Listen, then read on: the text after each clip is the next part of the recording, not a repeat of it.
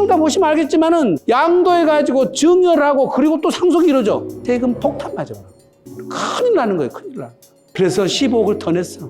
이게 구조만 바꿔도 세금이 이렇게 줄어든다니까. 이렇게 절세 비법은 있다는 거예요. 지금 있는데 이걸 왜 안 믿냐는 거예요. 왜? 그리고 안수라면 사기꾼이라고 그러고. 내가 중환자실 있을 때는 어떻게 하라고 그랬어? 땅이 거래가액이 얼마나 돼요? 100억? 그건 난리 날 뻔했다. 난리 날 뻔했어. 난리 날 뻔했어. 큰일 나. 지금 팔아버리고. 전반부는 어째 강의가 좀 괜찮았어요? 네, 아주 좋았습니다. 집중도가 너무 좋으셔갖고 제가 농담을 안고 잘 넘었는데, 예, 조시는 분이 두 분만 있으면 조금 내가 시간을 끌려고 했더니 한 분도 없네. 야, 세상 종로 1번지는 다르네요. 확실히. 자, 다 같이 박수 한번 치고 시작할까요? 네, 감사합니다. 제가 일반인을 상대로 강의를 이렇게 잘했잖아. 나도 몰랐어요. 예, 하나도 안 쫄고 강의가 잘 되네. 상생임대주택은 1세대 1주택 한 채만 가진 분한테만 적용되는 것이 아니라 두 채, 세 채, 네 채 갖고 있어도 상생임대 조건을 다 갖췄으면서 마지막에 이 한 채를 팔 때는 혜택을 준다는 뜻이에요. 이게 1주택자한테만 해당되는 뜻은 아니에요. 다 혜택을 받을 수 있다. 조금 스피드하게 넘어갈게요. 로또주택이라는 게 있어요. 로또주택. 여러분이 갖고 있는 주택 중에서 자 보세요. 86년 1월 1일 이후에 신축되어가지고 2000년 12월 31일 이전에 국민주택 규모 이하로 5가구 이상을 임대를 줬으면 요게 임대사업자 등록 안 했어도 양도소득세가 100% 면제되고 농특세만 20% 내요. 그래서 로또주택이라고 그럽니다. 근데 요거는 5채를 갖고 계신 분은 많지 않고 다가구 주택을 아까 우리가 공동주택이라고 그랬죠? 다가구 주택 한 채만 갖고 있는데 5가구 이상 임대를 줬으면 여기 혜택을 주어줘요. 다가구 주택이. 그러니까 다가구 주택 갖고 계신 분 중에 이 요건에 해당되는지를 한번 살펴보시고 이 혜택이 주어지면 사전증여를 하시면 절대 안 됩니다. 절대 안 돼요. 사전증여를 해버리면 이 혜택이 날아가 버립니다. 예. 그러니까 이거 꼭 상담을 받으셔야 되고 아까 지금 잠깐 쉬는 시간에 다가구 주택을 처분하신 분이 오셔서 세무사님한테 사전에 상담 다 했는데 이런 디테일한 부분을 안 해줬다는 거예요. 그런데 보세요. 세법에서 이 요건을 다 하나씩 상담을 해가면서 따져주는 세무사님은 대한민국에서 많다, 적다? 좋다. 거의 없다. 그냥 계산만 해주라면 계산만 해주는 거예요. 그러니까 우리가 지금 여기서 뭐라고 그랬어? 아까 저희 사무실 오시면 질문사항이 이렇게 나와요. 지구상에 집이 한 채밖에 없습니까? 이렇게 물어. 지구상에. 대한민국도 아니에요. 그래야지만 얘기가 되지. 지구상에 이거 하나냐고 물으면 시골에도 집이 한 채 있는데요? 없는 것이 막 튀어나와. 분양권 있어요? 분양권도 있는데요? 예, 아까처럼 오피스텔이 있으면 오피스텔이 있는데 막 튀어나온다니까. 여러분들 스스로가 판단을 다 내려서 나는 내가 집이 한 채다 이렇게 생각을 해버리시니까 그런 일이 벌어지는 거예요. 백지를 놓고 담백하게 상담을 받으셔야지 지혜로운데 내가 내 병은 내가 안다는 식으로 내가 한 채다고 생각하시면 절대 안 됩니다. 절대 안 돼요. 그리고 세상 살아가 볼 때 질문을 하시는 방법에 따라서 도움받는 방법이 달라요. 잠깐 얘기를 해볼까요? 어떤 사람이 차를 몰고 가는데 내가 지금 예를 들어서 안양에서 서로 올라오면 철도 옆에 난 도로가 있잖아요. 그게 몇 번 국도일 것 같아요? 참고로 우리가 도로가 세로로 난 거는 13579 나가. 홀수. 가로로 지르는 거는 2468장 이렇게 나가는 거예요. 지금 목포서부터 서울로 올라오는 것은 가로예요, 세로예요? 그러면 1번이겠어, 2번이겠어? 1번이요. 1번 국도는 우리가 좀 대충 알잖아요. 그쵸? 근데 당진에서 예를 들어서 홍성으로 가는 도로가 있어. 여러분 몇 번 도로인지 아세요? 모르죠? 그게 381번 국도예요. 당진에서 홍성 내려가는 도로가 예를 들어 381번 국도인데 선생님 381번 국도를 타고 가다가 내가 예산으로 빠지려다면 몇 번 국도를 타세요? 이렇게 질문하면 질문 받는 사람이 그 고장에 산다 한들 도로 번호를 알겠어요? 모르겠어요? 몰라. 모른다니까. 그냥 똑바로 가다가 왼쪽으로 가요? 오른쪽으로 이렇게 묻는 게 빠르지. 왜 국도 번호를 여기다 대냐고. 세법도 똑같아. 세법도 똑같아. 내가 한 채냐 두 채냐 알고 질문하지 마시고 예, 제가 비과세가 되는지 안 되는지 물어왔어요. 이렇게 시작해야 돼. 뭘 파시려고요? 아파트요. 그래요? 그다음부터 이제 세무사님이 진도를 나가도록 하셔야지 여러분이 다 개를 치고 내가요 3년 보유를 했고 집이 한 채인데 요거 세금이 비과세예요? 아니요. 이렇게 물으면 당연히 비과세라고 그러죠. 그렇죠? 질문 방식에 따라서 답은 달라진다. 꼭 이거 기억하셔야 돼요.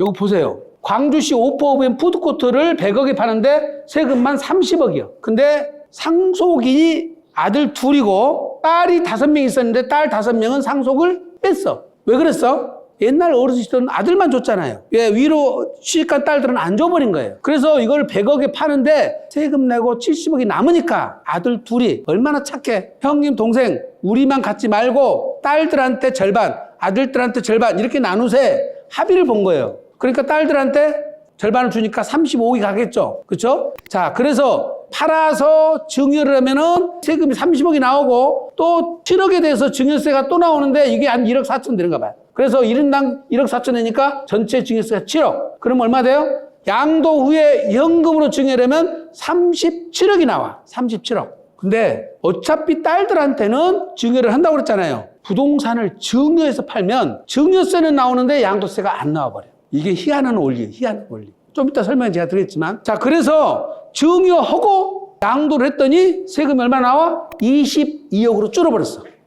얼마가 줄었어요? 15억. 증여 후 양도했더니 이렇게 일이 벌어졌다니까. 원리를 조금 설명을 해볼까? 잘 이해가 안 가세요? 상속이나 증여받은 부동산은 상속 증여 시 평가액이 취득가액이에요. 평가액이 취득가액. 그런데 상속이나 증여를 받아서 3개월 안에 팔면 이 양도가액이 증여가액이에요. 양도가액이 증여가액이에요. 그럼 어떻게 돼요? 양도가액이 증여가액인데 이 증여가액이 취득가액이라고 그랬죠. 그럼 결과적으로 내가 증여를 받아서 3개월 안에 팔면은 양도가액과 취득가액이 동일하죠. 양도 차익이 생겨요, 안 생겨요? 안 생겨요. 제로가 돼. 자, 근데 여러분들은 이율과세를 배웠어요. 이율과세. 증여하고 옛날에는 5년, 지금은 10년 안에 팔면 증여자의 취득가로 내려가 버리죠. 이율과세는 보세요. 지금 여기서 증여를 했는데 3억에 사서 아버지가 아들한테 8억에, 어머니한테 8억에 증여를 했어. 그리고 10억에 팔았어. 그러면 요게 취득가액이 돼야 되는데 10년 안에 팔면 어쩐다? 다시 이율과세가 돼서 취득가액이 8억으로 안 보고 3억으로 내려가 버린다. 이게 이율과세라고요. 근데 이율과세는 누가 대상이냐? 배우자와 직계존비속. 누가 대상이라고? 배우자와 직계존비속. 직계존비속은 누구예요? 아버지와 아들 사이죠? 손자 사이죠? 자녀의 배우자나 형제 자매는 직계존비속이 아니죠. 그럼 어떻게 돼? 이거는 이율과세가 적용이 안 되고 부당행위 계산 부인이 돼. 부당행위 계산이라고 해서 부인을 시켜버려요. 부인을 시키는데 아버지가 지금 예를 들어서 사위나 며느리한테 주거나 지금 여기는 아까 동생이 누나한테 줬죠. 이거는 직계존비속이 아니잖아요. 그렇죠? 이렇게 되는 경우는 이율과세가 아니고 부당행위 계산 부인을 하는데 부당행위 계산 부인은 아버지가 사위한테 줬더니 팔고 난 다음에 돈을 다시 아버지한테 되돌려줘 버리면 부당행위가 걸려요. 근데 되돌려주지 않고 그대로 수증자한테 귀속되면 정상거래로 인정이 돼. 이해되셨어요? 예. 즉 동생이 누나한테 주거나 누나가 여동생한테 주거나 형제가 내는 직계존비속이 아니죠. 그래서 이율과세를 안 시킨다니까. 바로 증여가액이 취득가액이 돼버린다니까. 그래서 어쩐다? 양도세가 제로가 나온다니까. 그래서 이거를 그렇게 하라고 가르쳐줬더니 저한테 왔을까요? 안 왔을까요? 안 왔어. 뭐 어땠다는 거예요? 딴 데 가서 세금 37억을 낸 거예요. 왜요? 아니, 다른 세무사님 다 37억이라고 그러는데 22억이라고 그러니까 믿어져요? 안 믿어져요? 믿어져요? 안 믿어져요? 여러분들은 안수남 세무사가 어떤 사람인지 알죠? 내 강의를 들었으니까 알겠죠? 근데 강의 안 들으신 분은 안수남 세무사를 알아요? 몰라요? 안수남이를 모른 채 그래서 15억을 더 냈어. 더 냈어. 왜? 동네 세무사님한테 물어보고 친구한테 물어보고 또 아는 사람한테 물어봤는데 다 37억이라고 그러는데 바꿔서 이렇게 되는 것을 모른다니까 그러네. 보세요. 부동산을 파는데 자 지금 양도소득세를 냈더니 15억이야. 그 다음에 다시 팔았더니 상속세가 9억이야. 돌아가시기 전에 팔아서 양도세를 물고 15억 물고 돌아가신 다음에 상속세가 9억 나왔단 말이에요. 근데 이거를 순서를 바꿔서 돌아가실 때까지 안 팔아. 돌아가시면 상속을 받아서 다시 판다고요. 그럼 어떻게 됐어? 우리가 아까 취득가액이 뭐가 된다고? 상속받은 가액이 취득가액이라고 했죠. 이제 이해되셨죠? 내가 만약에 20억에 취득을 해가지고 50억에 팔았어요. 그러면 여기서 양도세를 한번 내. 그 다음에 돈 남은 15억을 내고 남은 얼마예요? 35억에 대한 상속세가 또 9억이 나와. 그런데 양도해서 상속받을 것이 아니라 상속을 50억에 받아서 양도라면 양도소득세는 제로라니까. 이해되셨어요? 근데 조금 이따 보시면 알겠지만은 세금을 양도해가지고 증여를 그리고 또 상속이 이루어져. 세금 폭탄 맞아버려. 폭탄 맞아버려. 큰일 나는 거예요. 큰일 나. 이게 구조만 바꿔도 세금이 이렇게 줄어든다니까, 이렇게. 그래서 여러분들한테 제가 이런 말씀을 드리는 이유는 절세 비법은 있다는 거예요, 지금. 있는데 이걸 왜 안 믿냐는 거예요, 왜? 그리고 안수라면 사기꾼이라고 그러고. 제가 사기쳤어요, 지금? 무슨 사기를 쳤냐고, 지금. 양도상속주의 주의할 사항, 간단간단하게 한번 볼까요? 양도시에 이런 부동산은 조심하라는 겁니다. 상속이나 증여로 취득한 부동산은 무조건 저가 취득돼 있습니다. 왜? 기준시가로 상속증여를 받았기 때문에. 저평가돼서 취득가액이 낮게 돼 있어요. 아까처럼 3개월 안에 상속받는 날부터 6개월 안에 팔면은 세금이 제로인데 다 기간이 지나갔어. 보유기간 중 부동산 형태가 변경된 부동산. 아까 보셨죠? 땅 갖고 있다 건물 짓거나 건물 갖고 있었는데 멸실되거나 개인이 토지 건물을 취득해 재건축해서 양도한 경우라든지 용도 변경 멸실하는 경우라든지 20년 이상 된 부동산. 20년, 30년 이상 된 부동산은 왜 그러냐? 오래 갖고 있을수록 양도세는 많아진다고 그랬어요? 줄어든다고 그랬어요? 반도라고 그냥 뭐 있다. 줄어든다고 그러잖아, 지금. 그렇게 말씀하신 분은 순수해서 그래, 내가 보니까. 순수해서 그래. 보세요.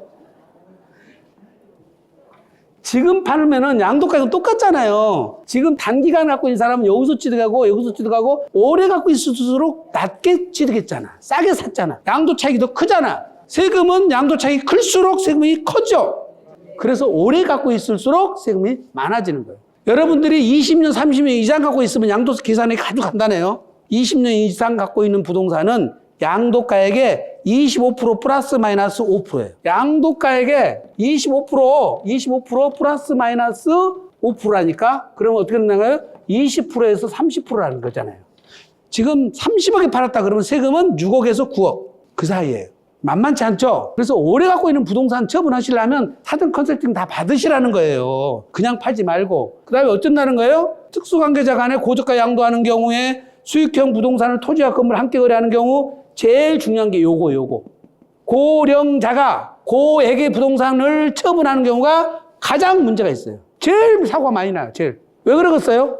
아까 95세가 50억짜리 팔아갖고 당신이 몇 프로 쓰겠냐고. 자식들이 달달 볶아서 팔았을 거 아니야. 자식들이 가만 놔두겠어, 그 돈을? 가만 놔두겠냐고, 애들이. 어떻게든지 뜯어갔을 거 아니요. 증여세 신고했어요? 안 했잖아. 했어요. 아이고, 국가와 민족을 위해서 정말로 저렇게 정상적으로 사시는 분이 또 계시네. 저런 양반은 10만 명 중에 한 명 있을까 말까 해. 그죠? 그 신고도 안 했어. 그리고 아버지가 10년 이상 살아야 되는데 10년 살았어요? 못 살았어요? 못 살았잖아요. 그 사고, 대형사고 터진다고 그랬잖아요. 대형사고 터진다니까. 이런 해고에 해당되는 걸 여러분들이 조금 미심쩍으면 오늘 여기서 강의 들은 거 절대 오지 마세요. 절대 오지 마세요. 제가 교재를 안 들은 이유가 있어요. 여러분 바둑 배울 때 정석이라고 있어요. 정석. 바둑은 정석을 외우라고 그래요? 외우지 말라고 그래요? 외우지 말라고 그래요. 원리만 터득하고 잊어버리라고 그래요. 정석대로 나오는 바둑은 하나도 없어. 오늘 제가 여기서 강의하는 거 이대로 나오는 거 케이스는 하나도 없어. 유사할 뿐이에요. 다 달라요. 안수남 세무사한테 나 강의 들었어. 나는 다 알았어. 그러면 여러분이 이제 선무당이 될 가능성이 높아. 남의 인생에 끼어들지 마시라고. 남의 인생에 끼어들지 마시라고. 여러분 여기서 강의 1시간 만들어갖고 뭔 박사 됐다고 막 어디 가서 떠들지 마시고. 예? 목에 힘주지 마시고. 예? 최악거래 뭐예요? 양도하고 증여하고 신고 안 해놓고 10년 안에 돌아가신 케이스. 여기 이거라니까. 85세 부동산을 기준시가 60억짜리인데 150억에 팔아. 아버지 중환자실 있는데. 아버지 중환자실 계실 때는 뭘 어떻게 해야 돼요? 간호를 열심히 잘해야지. 이런 처분해갖고 다 나갈 생각을 하냐고. 못 살겠어, 이놈들이 그냥. 아버지 아파 계시는데. 팔아가지고 사남매가 나눠서 증여세도 신고 안 해버렸다니까. 그래갖고 아버지가 10년을 더 사셔야 되는데 4년 만에 돌아가셔야 보네. 이 양반도 4년 만에 돌아가시 다행이지 8년 만에 돌아가시면 세금은 더 많아져요. 그럼 어떻게 됐어요? 양도세 30억에 증여세 64억. 그 다음에 또 상속세를 또 내. 상속세를 얼마 내? 예, 10억 또 냈잖아요. 150억이 팔았는데 세금 얼마 냈어? 104억. 중환자실에 계신 아버지는 절대 간호만 해야지 부동산 처분하고 날아갈 생각하면 안 돼. 세금 개탑을 거예요. 아셨죠? 절대 안 돼요. 절대. 예. 자, 제일 중요한 거는 상속세는, 자, 보세요. 상속세는 상속받을 당시에 재산을 줄여놔야 되는데 줄이는 방법은 세 가지밖에 없어요. 내가 다 써버린다. 요즘 새로 생긴 모임이 있어. 수주회라고. 쓰고 죽자해. 쓰고 죽자해. 진짜 있어요. 수주회. 두 번째는 기부하거나 내가 갖다가 봉사단체를 활동을 하면서 좋은 일에 써버리는 거예요. 세 번째는 무조건 사전증여라는 거예요. 사전증여. 자, 사전증여가 왜 절세 플레이 나오냐? 상속은 갖고 있는 양반 재산에다가 세금을 부과하는데 증여를 받은 금액에다가 세율을 적용하는 거예요. 이걸 유산 취득세라고 그래요. 이 증여세는 증여를 조금 나눠주면 세율이 낮아진다니까요. 근데 아버지가 이렇게 많이 갖고 있으면 죽을 때 순서를 잘 지켜야 돼요. 어머니는 조금 갖고 있고 아버지 이렇게 많이 갖고 있으면 죽을 때 누가 먼저 죽어야 돼요? 아버지가 먼저 돌아가 주셔야 돼요. 죄송하지만. 왜?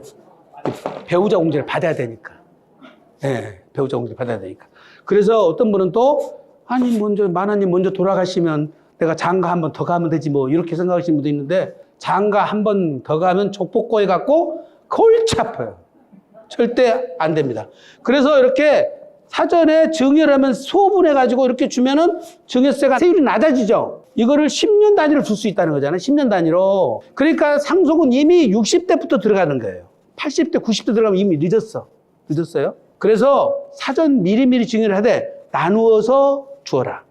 나눠서 줘야 되는데 수증자가 여러 사람이 있을수록 유리하겠죠. 자식들이 빨리빨리 결혼을 해줘야 돼. 그리고 잘 살고 있어야 돼. 그리고 새끼를 낳아야 돼. 그게 무기를 마련하는 길이에요. 되는 집안은 4남매가 다 결혼해갖고 아들, 딸 8명 데리고 있는데 안 되는 집안은 4남매 낳는데 둘밖에 안 가. 그 중에 또 한 명이 돌싱이야. 이러면 쓸 수가 없어. 카드를 쓸 수가 없어요. 예. 화목한 집안은 우리가 카드가 굉장히 많아요. 그런데 예, 그렇지 못하면 이렇게 어렵습니다. 사전 증여는 언제 준다? 무조건 빨리 줘라. 무조건 빨리 줘라. 누가 준다? 이게 보세요. 어머니와 아버지는 동일인이에요. 동일인이 10년 안에 주는 것은 합산돼요. 10년 안에 주는 것은 동일인이 합산되니까 어머니와 아버지는 한 몸으로 본다는 거죠. 부부니까. 그렇죠? 대신 장인 장모는 달라요. 시어머니, 시아버지는 다르고 할아버지, 할머니하고 달라요. 그러니까 할아버지, 할머니가 손자, 손녀한테 증여를 해주고 아버지, 어머니가 증여세를 내주는 게 가장 이상적이에요. 가장 이상적이에요. 할아버지, 할머니 중에 줄 돈 있으시죠? 예. 보니까 다 한 80%는 있으시구만.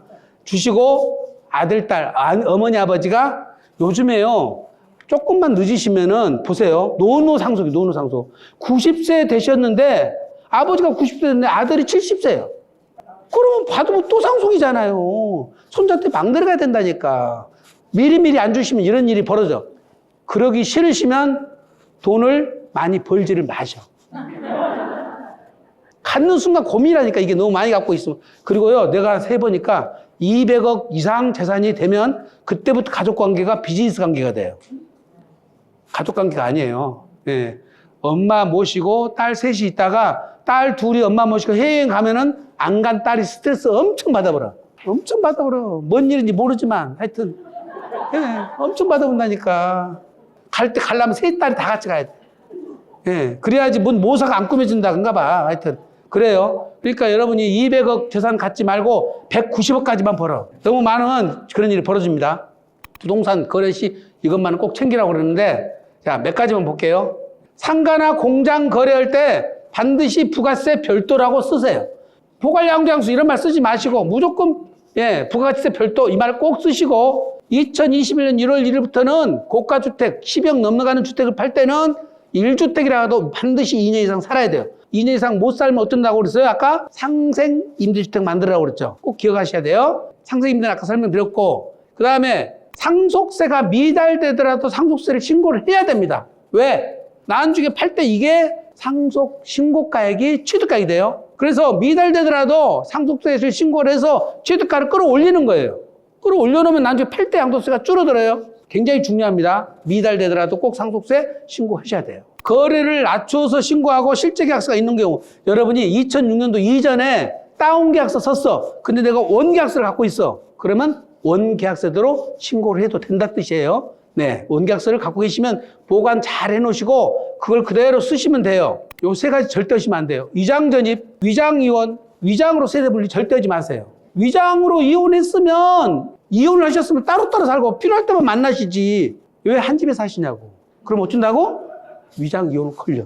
위장 전입하지 마시고. 아들, 딸 살면서 세대 분리 위장으로 절대 하시면 안 돼요. 위장으로 절대 하시면 안 돼요. 네.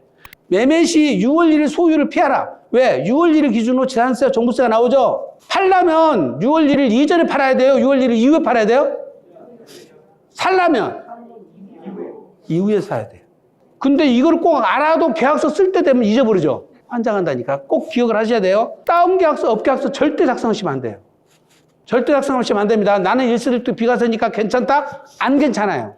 절대 안 괜찮아요. 명의는 빌리지도 말고 빌려주시도 마세요. 명의는 절대로 빌리지도 말고 빌려주시도 마세요. 네. 뭐라고 써요? 중환자실에 부모님 입원 중일 때 부동산 절대 처분하지 말라고 그랬죠? 굉장히 중요한 거예요. 예. 그리고 주택은 잔금일 전에 절대 용도 변경하거나 멸실하지 마라. 예. 이렇게 관심이 많을 줄 알았으면 자료를 만들어서 갖고 올 걸 그러네. 마지막, 주택과 분양권은 단기 보유하지 마라. 주택 1년 미만 보유는 70%예요. 자그마치 세금이. 2년 미만은 60%가 돼요. 2년 이상 대략 6 내지 45% 세율로 갑니다.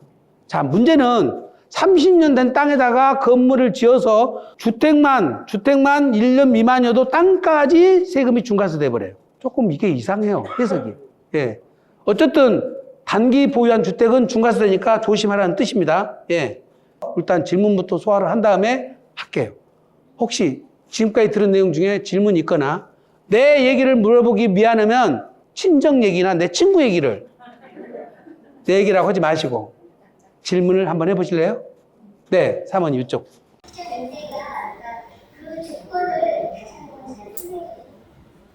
자, 상생임대는 첫째. 상생임대는 직전 임대주택은 내 집이 된 상태에서 계약이 체결돼야 돼요. 내가 소유한 상태에서 직전 임대주택이 계약 체결돼야 돼. 내가 취득하고 이때 여기서 계약이 체결돼가지고 요게 직전 계약인데 요게 1년 6개월이 되는 것이고, 예. 그 다음에 이제 상생임대가 2년짜리로 돼야 되는데 요때 임대료 상환율 5%를 지키라는 거잖아요.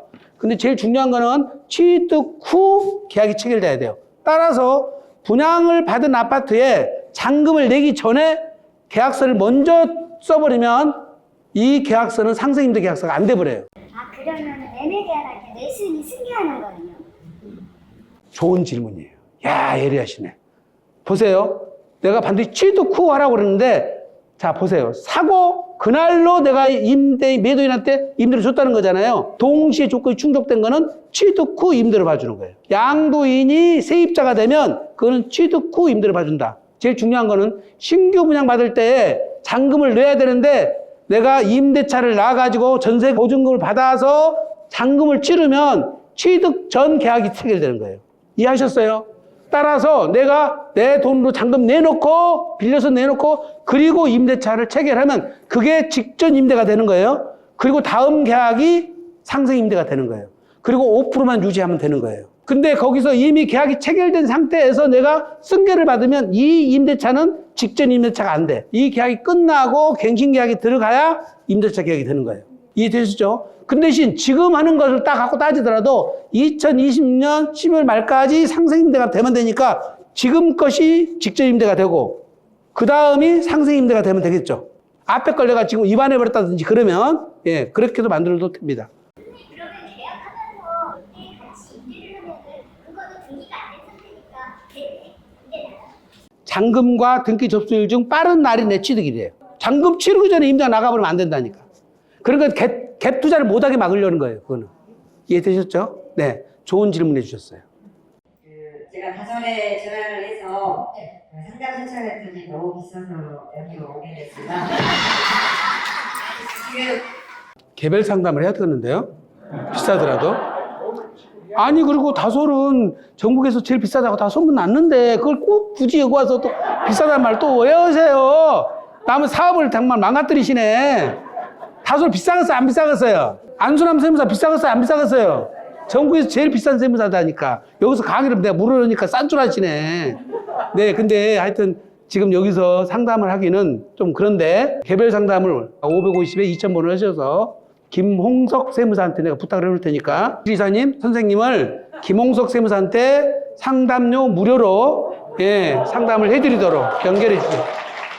대신 비싼 얘기 딴 데 가서 하지 마시고 비싼 대신 일은 잘한다고 얘기하셔야 돼요. 아셨죠? 네. 최근에 저희 상가건물 3층을 1층은 상가고 2, 3층이 주택입니다. 제가 한 25년을 운영하고 있었는데 최근에 매니저가 2, 3층 주택에서 건설을 좀 바꿔주면 안 되겠느냐.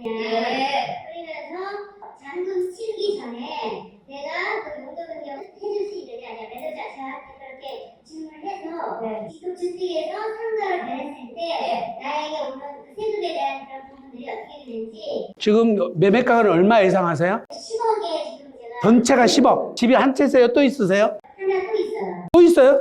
요거는 8년 이상 장기 임대를 하고 있다? 그럼 여기는 2년 이상 거주했나요? 네. 그럼 2년 이상 거주했으면 연하면 1세대 주택 비과세 받을 예정이신가요? 그렇죠. 그러니까 아까 말씀드렸잖아. 중간에 용도 변경해버리거나 멸실을 해버리면 주택으로 안 된다고. 그럼 나는 비과세가 안 된다고 그랬잖아요. 상대방은 지금 취득세 중과세하고 대출 때문에 그런 거고. 그렇죠. 근데 이제 이건 어떻게 하라고 그랬어요, 지금? 누굴 찾아가라고 그랬어? 이거는 개별 상담 받아야 여기서 공개적으로 할 수가 없잖아. 공개가 되면 법이 바뀌어버려, 얘기가 바뀌어버려. 550에 2000번으로 전화하셔서. 아까 말했는데, 여기서 또. 오늘 정말 다 실수요자들만 오셨네요. 오늘 오신 거 보니까. 실수요자들만 오셨어. 아버지가 공동주택을 상속을 하셨는데, 지금 현재 어머니는 집이 있어요, 없어요? 무주택자예요? 네. 지금 간단히 대답하는데 굉장히 복잡한 질문을 하셨어. 양도소득세 해석이 다르고, 종부세 다르고, 취득세 달라. 다 달라요. 자, 우선 양도소득세부터 비과세를 적용할 때, 아버지가 돌아가셔서 어머니가 받은 지분은 동일 세대이기 때문에 아버지와 어머니의 보유기간을 다 합산해줘요. 거주기간까지. 따라서 어머니는 지금 팔아도 바로 비과세. 자녀 둘은 기존 집이 있었다면 지금 이 상속주택은 소수 지분권자라서 주택수에서 빠져. 집이 내 집이 아니라고. 누구 집이라 본다? 어머니 집으로 보는 거예요. 그 상속을 제대로 잘 받은 거예요. 어머니한테 집을 제일 몇 뺀 거는. 그래서 기존의 자녀들은 기존 집을 팔 때는 1세대 주택으로 비과세. 자, 그 다음에 취득세 등록세에서는 상속을 단독 상속으로 받으면 5년 안에는 종부세, 취득세 중과세가 안 돼요. 대신 소수 지분으로 받으면 이거는 30% 3억 다 6억 이하이기 때문에 취득세, 종부세에서 평생 동안 주택수에 안 들어가요. 평생 동안. 이해하셨어요? 종부세와 취득세에 주택수에 영향이 없다. 양도소득세도 지금 소수집을 갖고 있는 상태에서 내 기존 집을 팔 때는 영향이 없다. 대신 상속주택을 팔 때는 세금이 나간다고 그랬죠? 이거는 비과세가 안 된다고 그랬죠? 대신 공동주택이니까 아파트예요? 아니, 참고로 아버지가 돌아가셔서 어머니가 계시면 거의 15억까지는 세금이 안 나갈 거거든요? 그러니까 지금 감정평가를 하거나 해서 상속재산가를 높여놔야 되겠죠? 왜? 어머니는 비과세 되지만 자녀들은 이걸 팔 때 양도소득세를 내야 되잖아요. 먼저 팔면. 그걸 대비해서 상담을 세무사님한테 받으실 때 양도세까지 검토해서 상담을 받으셔야 돼요. 이해하셨어요? 그래서 상속재산가액을 얼마로 할 것인지를 세무사님한테 한번 시뮬레이션 한 다음에 결정을 받으시는 게 좋을 것 같아요.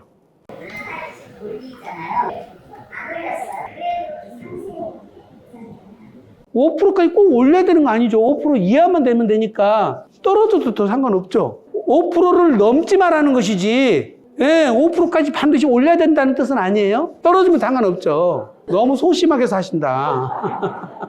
계약서를 쓰시고 확정일자까지 더 받았으면 더 정확하고요. 세입자 주민등록까지 같이 전입해놓고 그것까지 띄면 더 정확합니다. 대신 별도로 세무서 신고하거나 그럴 절차는 필요 없어요. 아무것도 안 해도 됩니다. 어머니가 집에 중간 사신데요.